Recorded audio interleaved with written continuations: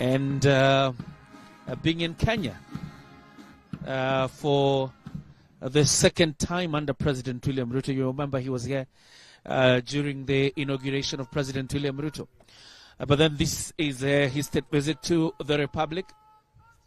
And you remember last week there are several deals that were signed between Kenya as part of a joint ministerial commission bordering on trade, issues of tourism and wildlife, the blue economy. And to access the sea, Ethiopia really needs the Republic of Kenya, particularly through the Lamu port. And these are some of the deals that you expect to be signed inside here. So after the dismissal of the parade, the President and the Prime Minister, together with the delegations, will retreat for bilaterals. It's not something you really expect to stay for so long, owing to the fact that there was a joint ministerial commission last week.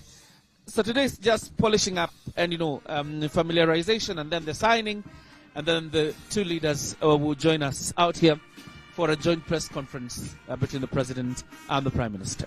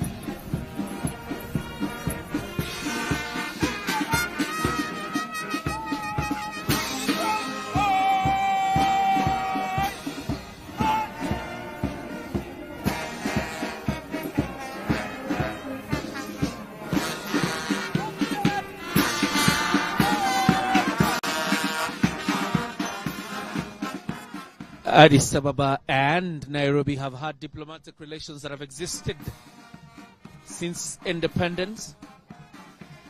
And to cement that relationship is that requirement for visa, that no Kenyan requires a visa to enter into Ethiopia, nor does an Ethiopian need a visa to access Kenya. In fact, as late as a few weeks ago, Ethiopia was exempted from the new requirements for anybody visiting Kenya, the visa-free entry, where you just fill the electronic traveler requirement. Ethiopia was exempted from it, owing to the relationship that Nairobi has had with Addis Ababa. President William Ruto introducing his ministers to Prime Minister Abiy Ahmed, up to the Deputy Chief of Staff, that is Josephat Nanok, and then the Prime Minister of Ethiopia will have the moment now to introduce his delegation.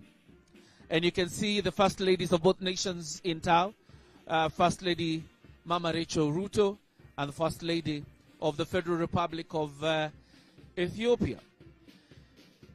Like I have said, in instances where we have had special occasions in the country, the President William Ruto has been able to invite Ethiopia. In most cases, Prime Minister Abiy Ahmed has deployed the President of Ethiopia, Saleh Zodi, for functions. So since the inauguration of President William Ruto in September of 2022, this is first visit, then you would say perfectly so, for Prime Minister Abiy Ahmed to be in the Republic. So there are two reasons that bring Abiy Ahmed to Nairobi. One is cementing the brotherly relations between the two nations that have existed for so long. And number two, to follow up on that joint ministerial commission and the agreements really that were arrived in Addis Ababa last week. The Prime Cabinet Secretary Musalia Mudavadi did not wind up the cabinet retreat. Rather, he went to Ethiopia for that joint ministerial commission.